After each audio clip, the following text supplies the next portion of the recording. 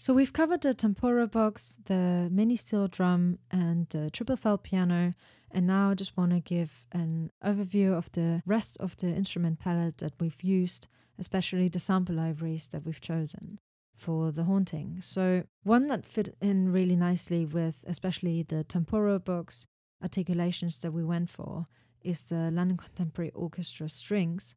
We have recorded this one here at Spitfire HQ. It's a small ensemble, so it's fairly intimate. It's very expressive, and depending on the way that you write with it, it can be very scary and chilling. So we have, for example, these granular tremolos.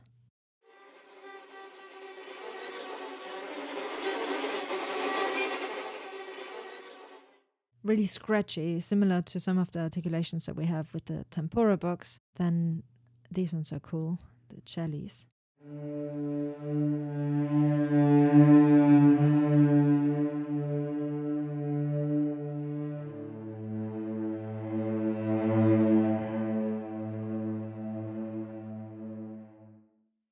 Almost gives you a sense of disorientation. Then we have something that's called the slackened lungs.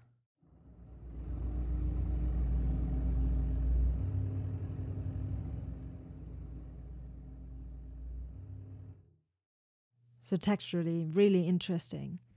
Then these spectral scrubs, which are really beautiful.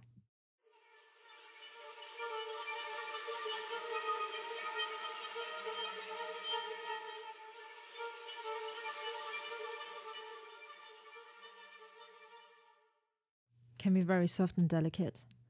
Then we also have the chamber strings. Again, it's a small ensemble, so you can hear the individual players, and it's fairly intimate as well. These ones can be used for different themes that aren't meant to be quite as scary. So there's a theme between the father and the daughter, which is meant to be a lot more delicate. So these fit really nicely.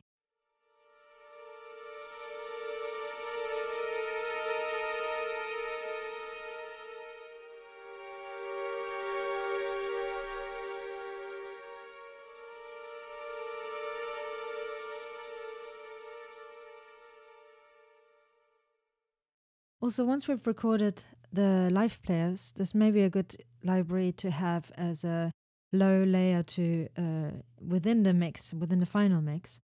We might keep it there to just support the recording a little bit. Then we use the Saucony strings, which are solo instruments. These are obviously intimate because they are solo instruments, but also probably going to replace them with the live players that we'll be recording. So we have some nice textures here. It's a mix between pizzicato and collegno.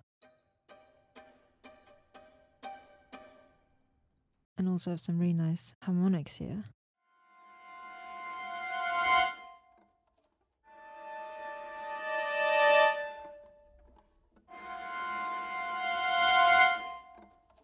Then one that's really cool is the Bernard Herrmann library. We have this effects chatter within the library, and we probably would try to do a little bit of these effects within the recording session, but I think we might have a mix between the sample libraries and the recordings to create a little bit more impact.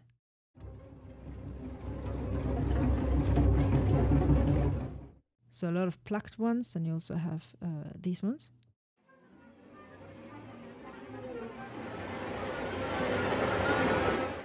Can offer for a really nice build. And then further down we have a patch from Trailer Giant. That's a pad. It's a nice rumble in the lower register.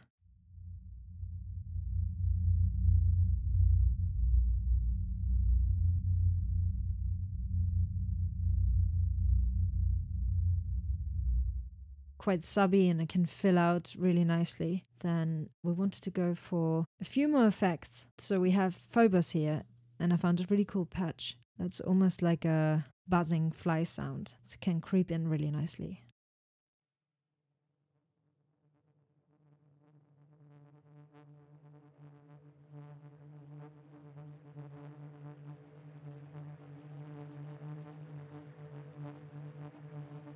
The sound is right up front. I feel this has something really very uncomfortable to it. And there's some more sounds over here.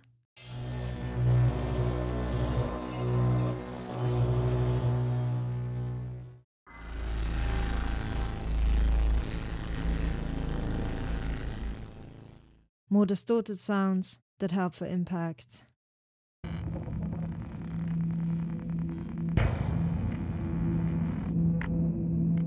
Or really nice synthetic layers that you can put on top of the instruments that we have. This one is another effect, more on the effect side.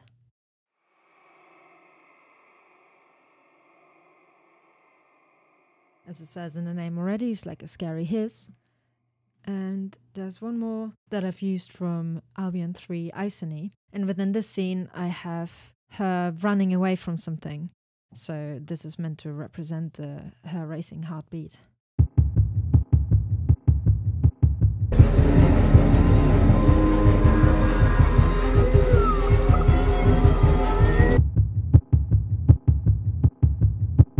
So a nice rhythmic pulse here. And then we're starting at the triple felt piano down here again. So that's pretty much our instrument palette, and something that's really important is to let each other know between the composers if we're adding any more instruments or different patches so we are on the same page and keep the whole sound cohesive. If you have any more questions, make sure to put them down below.